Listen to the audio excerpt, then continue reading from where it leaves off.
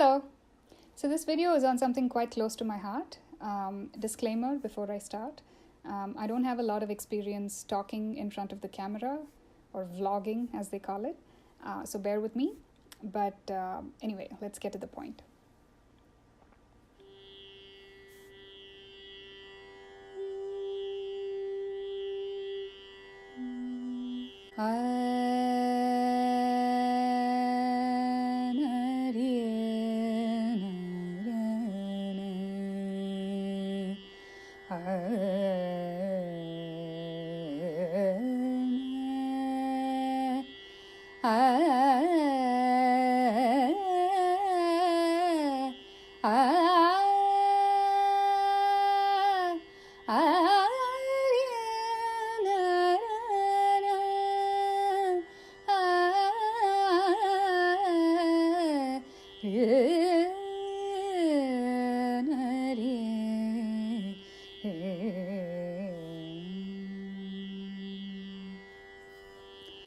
So, as many of you would have figured, that's Raga Rageshri in the Hindustani tradition. I first learned about this raga from my mom. She sings a lot of bhajans, and she used to sing this really lovely one when I was little in this raga. It goes something like this. Jagadishwari Brahma Hridayeshwari Jagadishwari Brahma Hridayeshwari Shringeri Peethaste Shri Sharade Jagadishwari Brahma Hridayeshwari Shringeri Peethaste Shri Sharade Jagadishwari Brahma Hridayeshwari. So, of course, there are many beautiful renditions of this, versions of this on YouTube. In fact, there's also one by Ranjani and Gayatri that I really like. So, this raga isn't used that much in Carnatic, but of course, there's one magnificent Tillana by, none other than the great legendary Lalgudi Sri Jayaraman. I'll just sing the first few lines of that.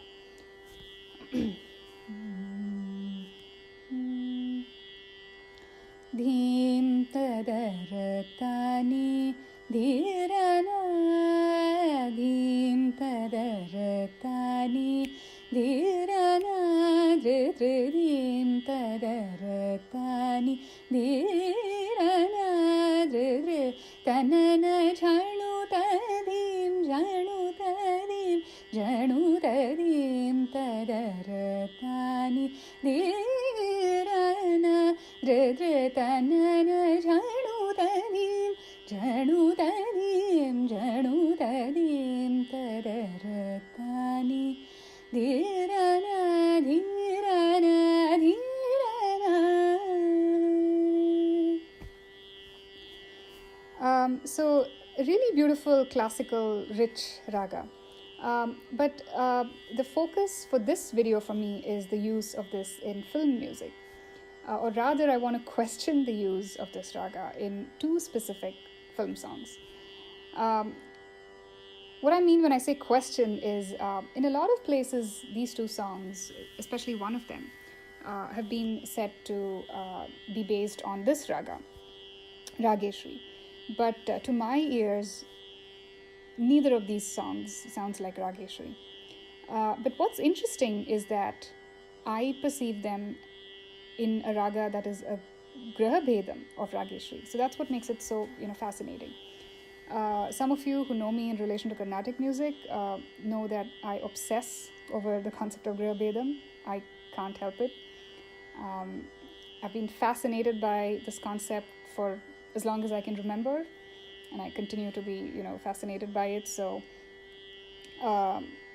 anyway, yeah, so that it's really intriguing that different people could perceive a song in different ragas based on the shruti or the placement of the sa or shadjam. So anyway, let's get to the first song that I want to talk about. It's quite a popular old Hindi song Kaun Aaya mere man ke dware, really beautiful, lovely one.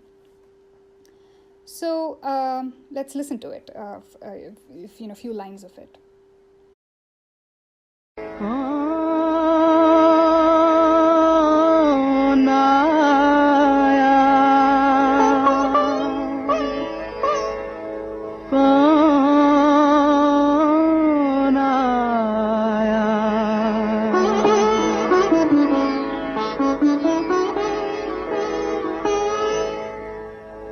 कौन आया मेरे मन के द्वारे, पायल की झनकार लिए। कौन आया मेरे मन के द्वारे, पायल की झनकार लिए। कौन आया। How is this Rageshri? Now, intellectually it makes sense to me why it fits the mold or the structure of Rageshri. So if I take my Shruti as E,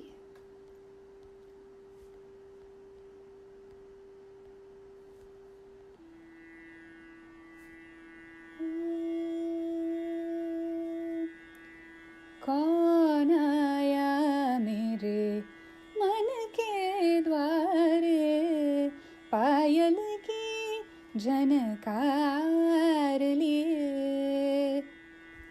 कौन आया मेरे मन के द्वारे, धनी सा ग म रे नि सा. So if you take your shadjam there, sa, the swara for the first line would go something like sa ni da ni da pa ma ga, ga ma re sa ni da da ni sa ga ma, da ma da ni sa da ni da. So Rageshri, to be clear, does not have the pancham, but let's just ignore that and say that's just an anyaswaram. So if you disregard the pa, this sounds like Rageshri. Fair enough, right? Da ni sa ga ma, da ma da ni sa da ni da. So that would be Rageshri. But I don't hear it this way at all, right? So I hear it like this.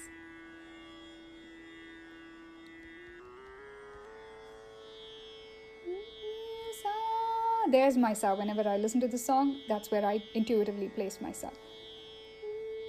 So now the swaras would become pa ma ga ma ga ri sa ni, ni sa da pa ma da pa ma ga, ga ma pa ni sa. The da ni sa ga ma becomes ga ma pa ni sa, right? Ga ma pa ni sa, ga sa ga ma pa, ga ma ga ri sa ri ni sa, pa ma ga ma ga ri sa ni, sa ni da ni da pa ma ga, pa ma ga ma ga ri sa ni, ni sa da pa ma da pa ma ga, ga ma ri sa ni da. That would be Rageshri. Of course, there's a debate on whether Rageshri uses the higher ni, the Kakali Nishadam. But apparently some versions do use it, but the more popular version does not. But that's fine. I mean, there is a version of Rageshri that uses the ni 3. And this will become important, for the next song. That's why I'm just putting it out there right now.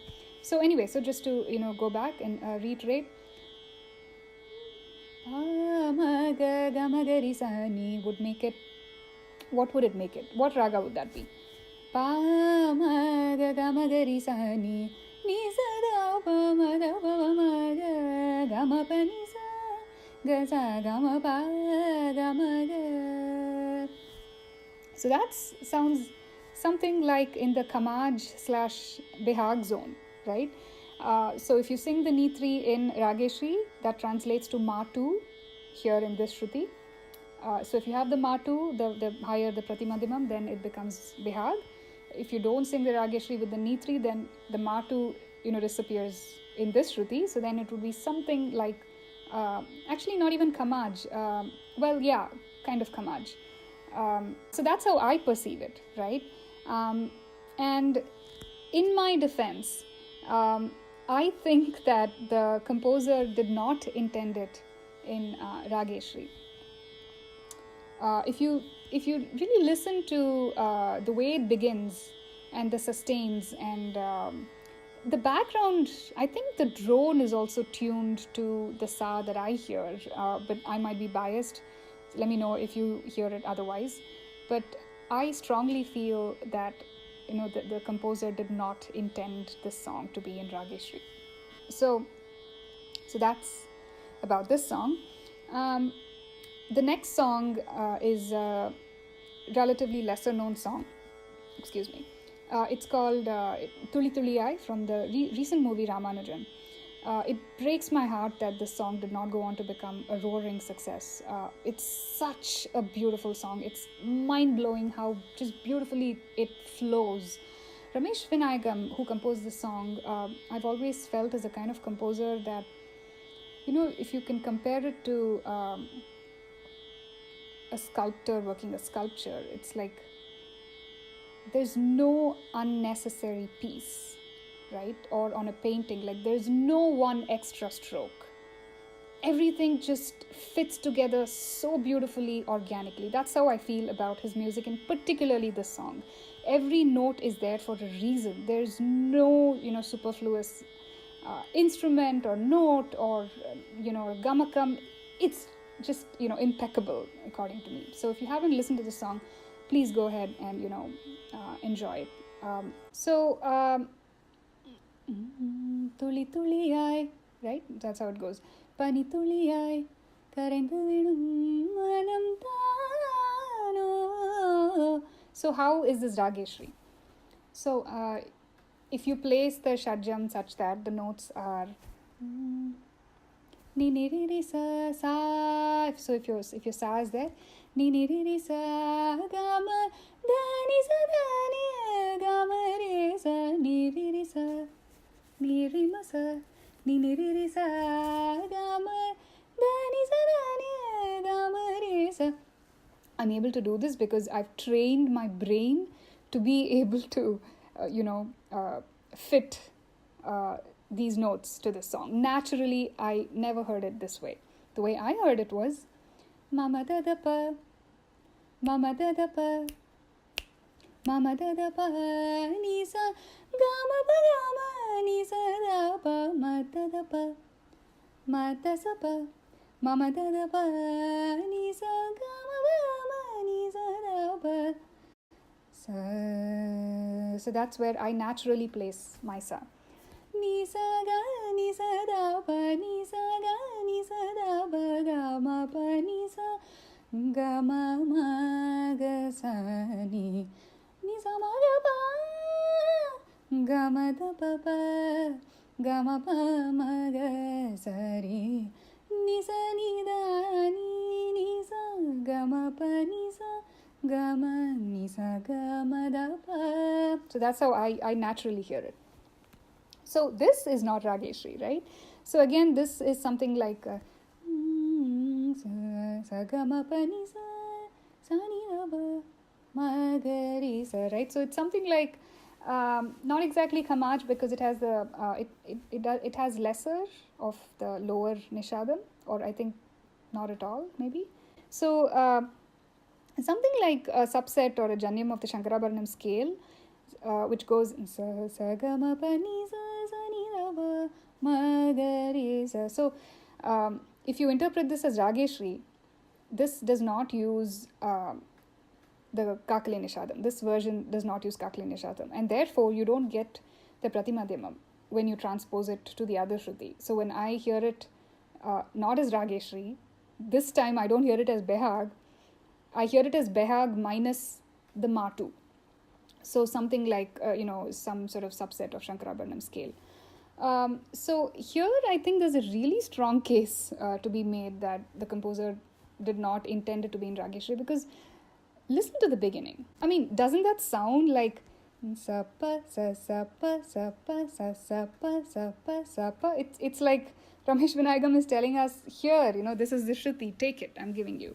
So, I just so strongly feel both of these songs are not in Rageshri. One is in Behag / Khamaj, the other is in sort of kamajish, but with the nitri. Let me know how you hear these in the comments, and I hope you enjoyed this video. Thank you, and until next time, see ya.